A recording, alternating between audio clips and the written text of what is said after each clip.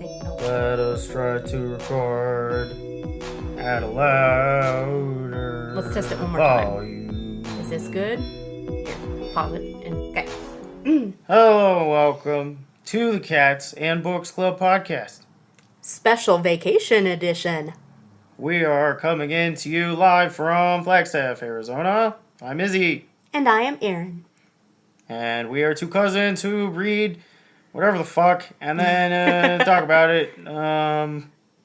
This time we finally finished Kingdom of Ash. And finally finished the Throne of Glass series. Good Lord Almighty. Thousands and thousands of pages to get to this fucking shitty ending.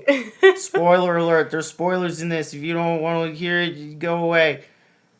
But then come back because we need your engagement. I'm a slut for those likes. What can I say? Yes, so I think I would like to start off with maybe some of the things that we did enjoy about this book. So start off with the positive. Let's see. We're going to kind of do this a little differently where we're not going through the entire book because it's too long. It's too long to do that, guys. It's 988 pages. Like 5 couples later, a bunch of torture scenes passed, and we made it to the end. Okay. Erin, you know what? You go first, because I have a lot fewer things that I liked than you did. I will say, overall, again, her world building, that's top notch. We've already discussed that, though. I want to point out one particular scene that I absolutely loved, and that was the scene in which Lorcan was on the battlefield, and they had decided to flood the city, and a lead goes after him. Yeah, towards the end of the book, where she gets on a horse, and she goes flying through the battlefield. Even though her ankle's, busted. It is, yeah. Was it broken before or during that? Because it was fucked up, but then it was it snapped in half, and I'm like, ooh, bitch, you are not doing any of this shit with your ankle snapped in half, but whatever, I'll suspend my disbelief. Because it's, probably the best scene in the entire book. I wasn't bored for once in my life. Even all the torture scenes, I got bored, if you can imagine. Every torture scene, I was like, oh boy, more of this. But no, this time. I would say that scene, for me, it was engaging, compelling. You truly were kind of on the edge of your seat during that scene, and I loved that. You got some of Lorcan trying to overcome, his own injuries to save his own life, and then also the life of his beloved, even though she didn't really deserve it because she was real shitty to him. I don't care what he did. She just kept beating him over the head, and I didn't like that. She kind of did. Elite did kind of drag that out. Whatever. Yeah, anyway. That aside, if she hadn't been a huge bitch to him, I would have liked the scene a lot more. And I think, for me, that's just something that stood out really well, that she did well. I do want to talk about something. There's a scene in particular I want to talk about, but before I move on to that scene, because I didn't like it, Izzy, was there anything else that you really liked about the book overall? Let me see.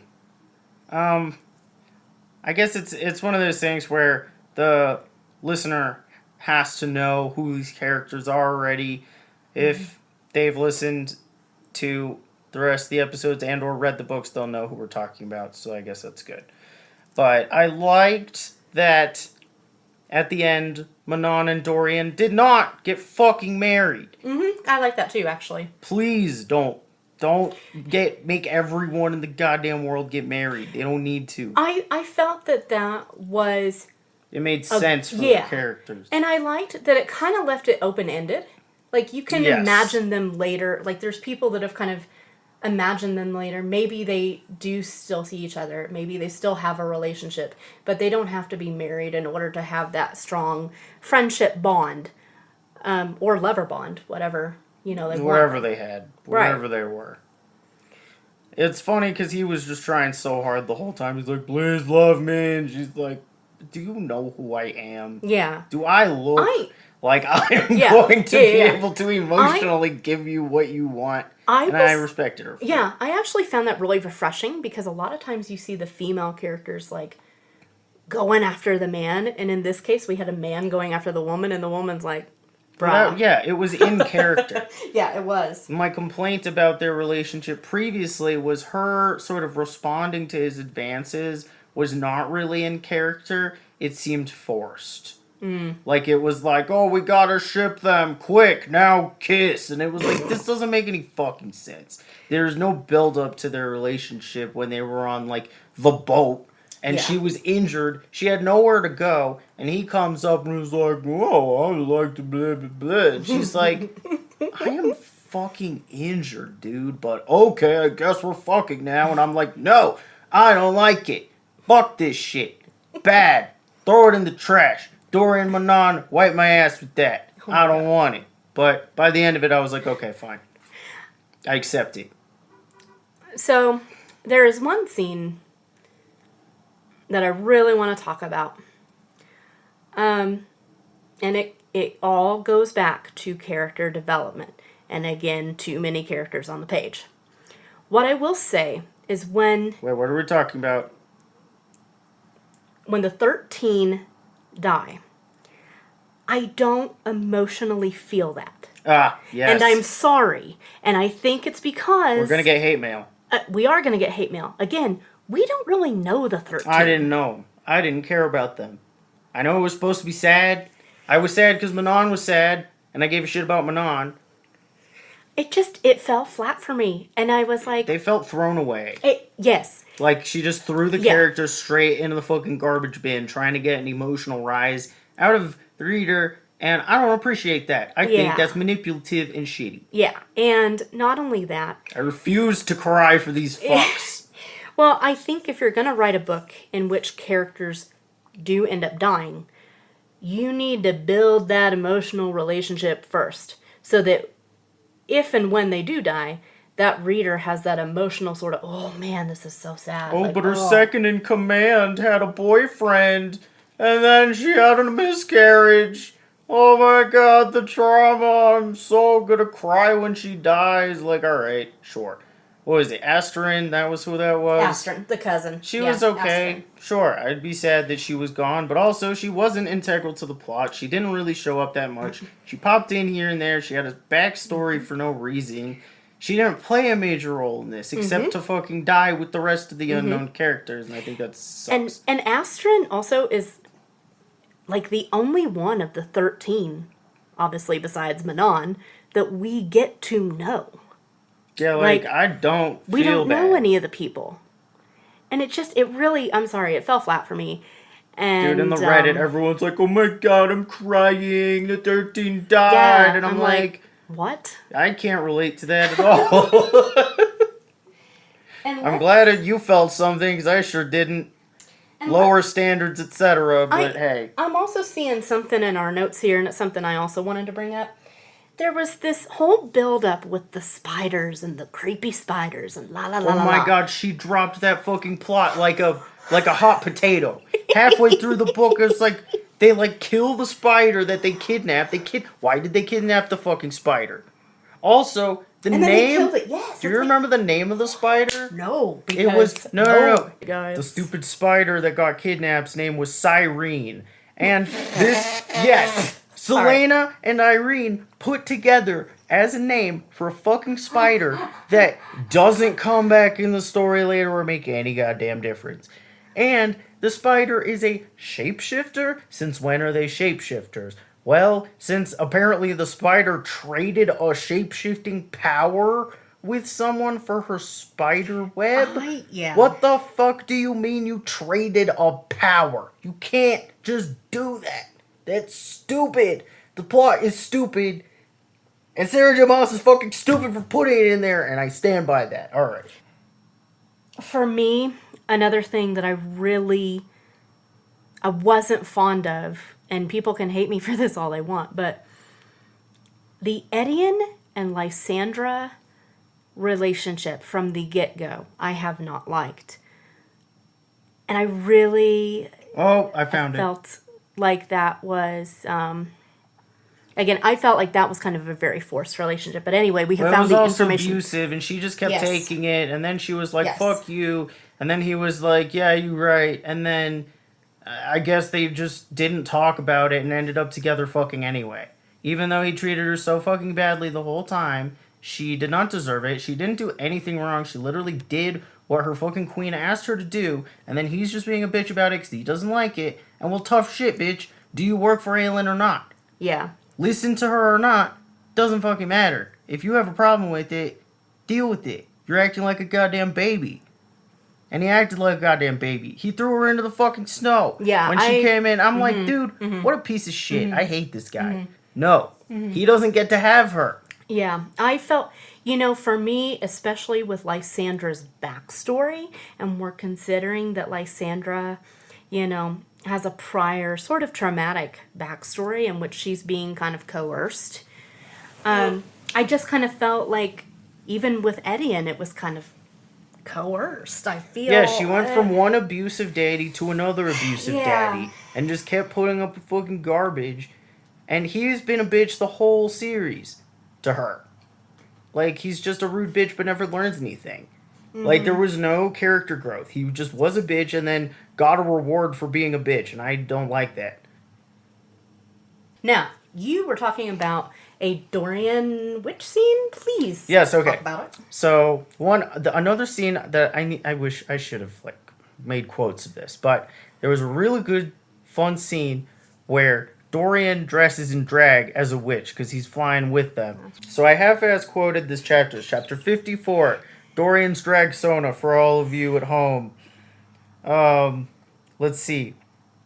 My note was LMAO, they're lesbians. Alright. So apparently during this, I think what the premise was is he was dressing up as a witch, in disguise to kind of just, blend in so nobody would recognize him or something. I can't remember. But when he's all dressed up, Manon is like, I'm surprised you're not groping yourself. And she's like, you look ugly as a girl. Which, first off, I'm just going to say that's transphobic, so fuck you. But, second off, he's like, I think I look cute. And I say, fuck yeah, Dorian, rock that shit. You are any gender you feel fits the vibe. And that's great. Lean into your feminine side. We love to see it. I will say, I think out of all of the characters, I don't even mean romantically, I just mean as a whole, I felt like I loved Dorian and I loved Manon. I liked Lorcan too. There was just, I just feel like... Wait, who are we talking about? I was talking about characters I like. I like Manon overall. I like Dorian overall. Lorcan I liked overall. But again, when we're talking about specifically romantic relationships, especially when we're talking about the main Aelin-Rowan relationship, I really didn't. I didn't connect with that at all. And I think it's because it started. Aelin-Rowan? Yes, and I think it's because it started off so bullyish, antagonistic. And brutal, they were and so evil to each other. I think I could never get past that, and it just felt like trauma bonding to me. Sorry. I mean, that probably was how it was supposed to be. And then he's like, oh, now that you're traumatized, I'll be nice to you. That's not how it works in the real world. Because usually the traumatized person is twice as shitty as they were before they were traumatized. Trauma doesn't make you nicer. I mean, sometimes maybe. It depends on the person. But, in their case, it kind of just resulted in, a breakdown of communication between them. Anyway, you know what? Should we talk about, the relationships, or should we talk about this shit we didn't like the scenes that we thought sucked? Yeah. You start. Well, I hated every fucking stupid torture scene. This is agree. a YA series. Get that shit out of my face. I don't give a shit. I mean, okay, the only reasons I would put up with the torture scenes was because I think Aelin sucks anyway. So, but even she didn't fucking deserve that. It was just gross. It was so gratuitous. It was multiple fucking scenes, back and forth, back to the stupid getting tortured in different horrible fucked up ways, and it's like, dude, like, this is so fetishy. It's like really like gross to me. I don't want to read that. I didn't consent to that. We came here for a fucking fantasy series, not like a weird whatever this is. I think another thing that I felt like dragged on. It just dragged on a little too long for me. First off, I do not feel that this book needed to be 988 pages. There were several times I was reading scenes going, we did not need this scene. Delete it. We didn't need this. The battle in particular, now I get it. I get it. War scenes. She now hold on. Sucks at it. So, I think she writes good battle scenes. Do I feel that whole entire battle needed to go on for chapters and chapters and chapters and chapters and chapters and chapters and chapters? No. It was a little too much. It was too much for me. And again, I know, we also have to look at it, and we've said before, we have to look at it as, yes, this is epic fantasy. And yes, I get that there are battle scenes and certain criteria that fit in with epic fantasy. I totally get that. I respect it. It just felt, in particular, overall, this last book, it was very long. It was very long. And boring. And I don't feel that we needed quite that much. I will say, now do we want to talk about scenes that we did like? Well, I have a question for you. Because I'm still in scenes that I don't like. Go ahead. How do we feel about the gratuitous and gross torture murder of Cairn, which was the torturer of Ailey? Yeah, that also, It was anticlimactic. It was like, I tortured him, and then I killed him. It's like, okay, well now he's dead. Now what? And then That's it. That's all the revenge you're getting, and it's really unsatisfying because an eye for an eye is not fucking satisfying. Sure, like, you get the satisfaction of, like, oh, yeah, murder the abuser, and it's like, okay, sure. But you want to know what? Maeve is the reason he was even doing that. So killing him is literally shooting the fucking messenger. It's like, yeah, sure, he did it, he agreed to do it, but he was probably blood sworn to her anyway. So it's another victim just being killed who was being controlled by Maeve anyway. And I mean, he probably delighted in the torture, blah, blah, blah. And it's like, okay, so did fucking Rowan. He was also gross about it. Mm-hmm. It was not... And, like, Aelin didn't even give a shit. Mm-hmm. After it was over. She was like, good. The end. It's not going to undo the fucking shit that happened to her. Yeah. So, what? That is true. And, okay. And then, also, there were so many fucking plot holes. Mm-hmm. It was just goddamn everywhere. Mm-hmm. There was, like... her communicating with Rowan, their powers kept changing all the time. Or it was like, well, we could talk, but only when she's in real danger. And not this other, even though she was literally in real danger, like, all the time. But, like, she didn't remember that she could talk to him. But then she was in the coffin, and then he could sense her, but didn't know where she was, even though, like, what, dude? Get your shit together. Yeah, and actually you make a good point because I didn't think about that. Because during the battle, isn't he able to find her because he can sense her? Yeah, he could have sensed her this whole goddamn time. Like, but wait a minute. But she's in iron, so he can't sense her. That's bullshit, dude. It's literally fucking stupid. I didn't even think about that. What else? Yeah, you can. I'm done with that. There is something that I did like. And there was actually a part, this is the part that actually made me cry. It made me tear up. It made me cry. Aaron did actually cry. I did cry. So that's one cry for Sarah J. Maas. I cried. Nope, I cried twice. So let me talk about the two cries. All right. The first cry comes when Dorian is facing... Is it Erewhon that he's facing or Maeve? He faced Erewhon. It was first. Erewhon, I think. when he's talking. Well, anyway, it's the scene. I don't know who he's facing. I can't remember, but I'm pretty sure it's Erewhon. It is Erewhon because he says. I remember he was first. He says, as he's battling him, he says, because his father couldn't actually remember his name, his own name. Yeah, his father didn't know. He didn't remember his father's name. Yeah, like he didn't know his own name because he was inhabited by the Vogue. And was so possessed and was traumatized possessed and couldn't get out. But what I loved about that scene, and it actually made me tear up, when Dorian is like threatening him and he's like, you are going to tell me his name before we kill you. You're going to tell me it right now. And he's not giving that up.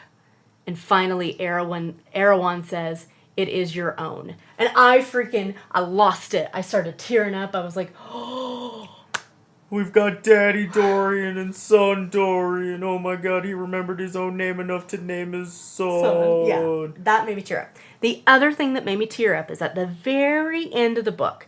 And I think it's because in any fantasy book or any fantasy series that I'm reading, because it feels like you've been on a journey with all these characters for so many books now. When you get to that Thousands of pages. Yeah. But when you get to that part, I cry during Lord of the Rings too, when I get to the part where the fellowship, but where the fellowship is breaking off and going into their own separate ways. When the core little group started breaking off and going in their separate ways, I did cry. So I will give Sarah J. Maas that. I got 2 cries. Dissolution of the squad. Now, Iz was talking about something that he really liked, a couple that he really liked, and I want him to talk about it. Yes, okay. I enjoyed Nesrin and Sartak as a couple, even though she and Kale were cheating on each other. I mean, I don't give a shit about that because they weren't really invested in their relationship anyway. Nesrin was kind of ghosting out of it, and honestly, Kale's kind of a whiny bitch, so I wouldn't want to be in that either. He got what he deserved, I fucking guess. But Nesrin and Sartak began with mutual respect, which most of the partnerships in this book do not fucking have. You see their relationship develop with, like, the Rook Riders and, like, hanging out and, you know, he's sharing, like, his life with her and she's chatting with him about stuff, and I thought that, you know, their adventures were actually interesting. And what they ended up doing was important to the overall plot. So that was cool to see the relationship develop. And then, you know, they had their shared moments with the spiders and having to kill, like, the spiders. And then the fucking... Oh my god. Was it... No. That was in the last book. Yeah. With the spider that kept rambling, like, the fucking life story. And then they had to kill it. But anyway, I liked that they were never shitty to each other. They are the only couple in this book that is not horrible to each other. And I just think, I know that's a low bar. But I gotta say, it was nice to see people actually respecting each other for once in their goddamn lives. It was silly that at the end of it, because we never see Nesrin actually doing her job as captain of the guard. Actually, and then she has to, like, step down as captain of the guard, and it's like you're stepping down from a job you literally never even did, but okay. Now to be an empress, oh great. He's like, you're gonna be an empress, and she's like, shut up. She actually was like that. That's, like, not really in character, but whatever, I will overlook that. Because for the rest of the book, I thought her character was okay. I wish that her character had been better fleshed out in the earlier books because she was an empty husk. Yep. She was just like Sarah J. Maas didn't know who the fuck she was. She just wanted to bring in another, like, minority character without really having planned anything about where she was going, what she was doing. She wanted to give Kale another bitch because Selena and Kale were obviously not on good terms, and she has to pair up everybody all the time. They always have to have somebody. Can't just not have a romantic interest, even though we had, what was his ass? Fenris? No. Fenris. It was Fenris. Did not have a romantic interest. Actually, I found that very refreshing. And that was nice. That it was just a platonic, like, friendship that he and Selena had, and he just felt real bad about what was going on and was trying to support her in any way that she could during her horrible shitty torture sequences. Ugh, God, those were exhausting. Do we want to talk about our rating for Throne of Glass series overall? Yeah, let's talk about... What would we rate it? Overall, individually? You go first. Out of 5. Out of 5 and why? Give me your rating and why. I don't know, man. It's, like, I guess... Do I feel like it was worth the time I invested in it? No. Was I entertained? Sure. I want to give it like a 2.5 out of 5. It wasn't the worst thing I've ever read, but there was a lot that was wrong with it that really pissed me off. And for the psychic damage, I can't give it more than 3 stars. Because I had a bad time reading Kingdom of Ash specifically. I would say I would give... And Erin took months to read Kingdom of Ash. I did. I'm sorry. She was bored as fuck. It and took she's me the one like... who cried. Literally, you're the one who actually likes this shit. And it still took...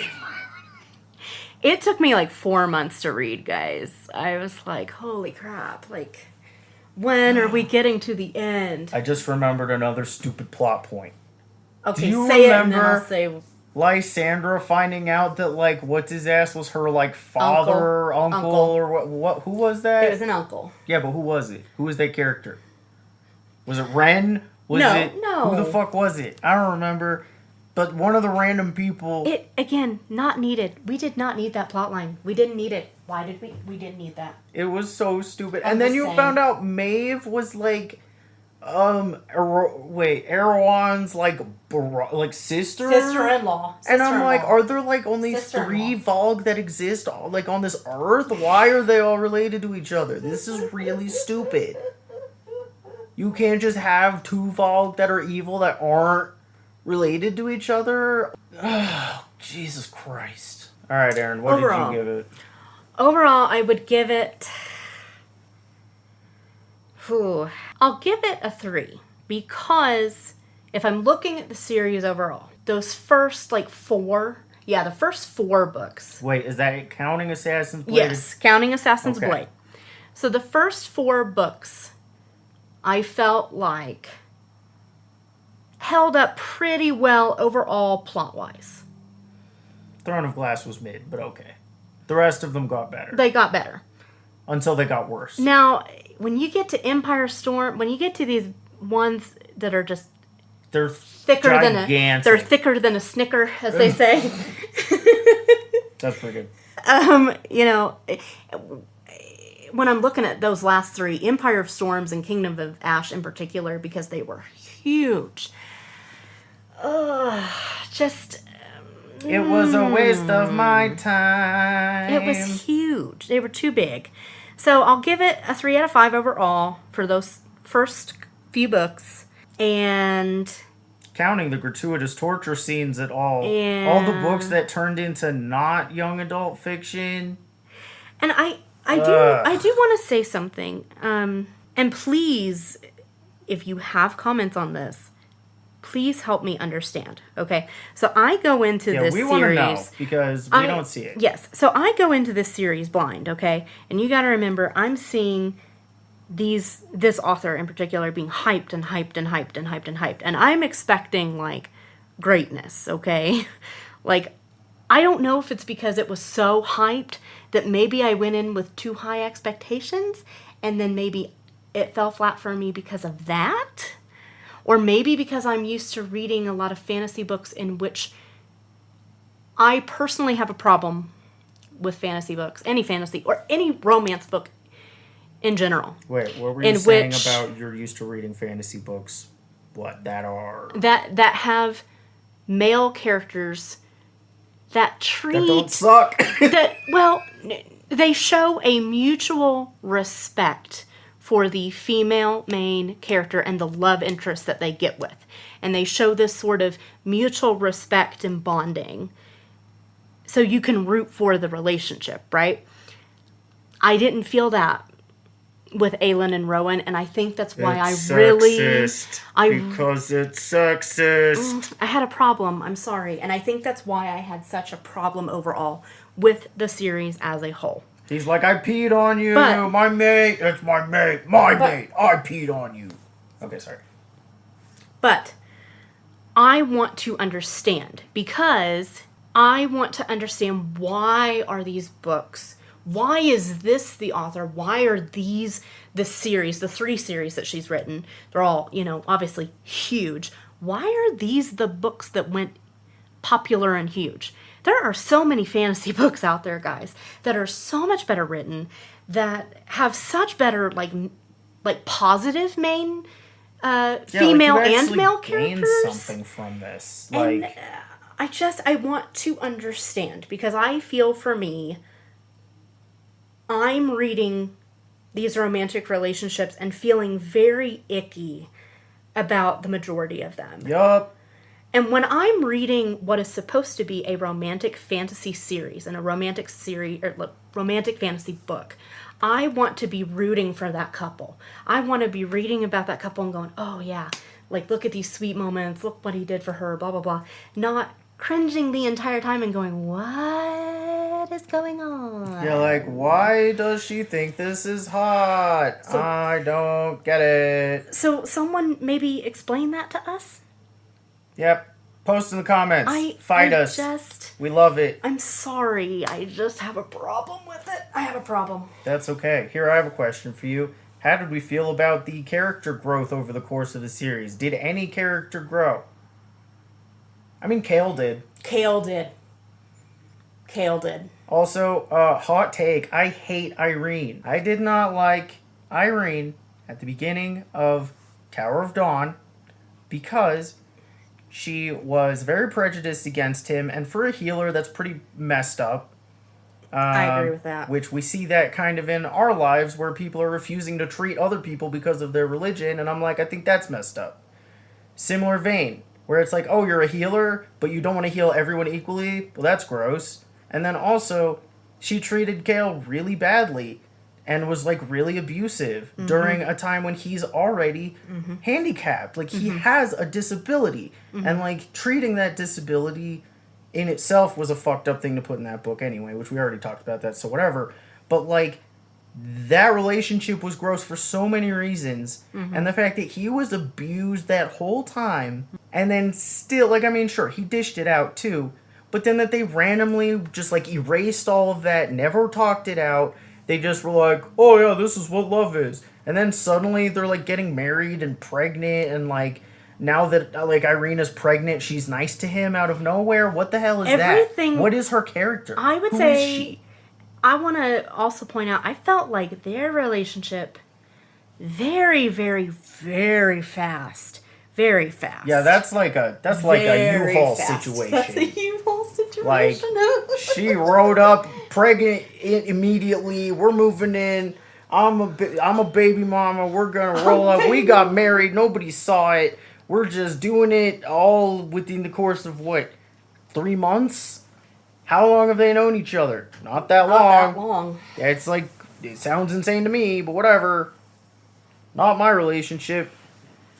Not my relationship. I don't not like my it problem. though. Don't like it. Didn't like anything about that. And Kale deserved better. Sorry. Everybody hates Kale. I hate Kale. And I still think he deserves better than that. But I thought okay, sorry. I'm going to go back to the character growth though. Because I thought he really learned a lot during, I mean, not Kingdom of Ash. He wasn't really in Kingdom of Ash. But in the one before that, Tower of Dawn. Tower of Dawn. I keep mixing it up with Empire of Storms. In Tower of Dawn, he really grew a lot because he was trying to cope with his situation, and he learned that, like, yeah, no, this isn't going to hold me back. And I do think, Sarah J. Maas did kind of try and put some of that in it. Like, her handling of the disability was not great, but I think she was trying to do right by kind of throwing in some stuff that, like, I am not a lesser man because I cannot walk. And it's like, good, that's correct. Except everything else about this book is implying that people with disabilities all wish they were dead instead of alive with a disability. which is bullshit. Yeah, the handling of some of the topics was... Yeah, how many topics were... Ooh, yeah. Because there was a disability. Ooh. Yeah, that was bad. There was a lot of relationship abuse. That was kind of bad. Not to mention the very, very, very colonist everything about Aylin's entire bag being like, it's going to be a better world when I'm in charge.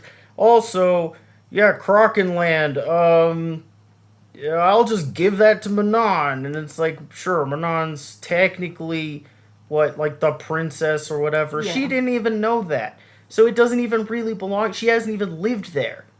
Like, that, how is that? And then that they're just, like, pawning away this entire land without any of the people that live there knowing or, like, being informed or, like, having a say in it. Just slap it around. Just throw it around to different people to run it who don't even know anything about it. Like, that sucks.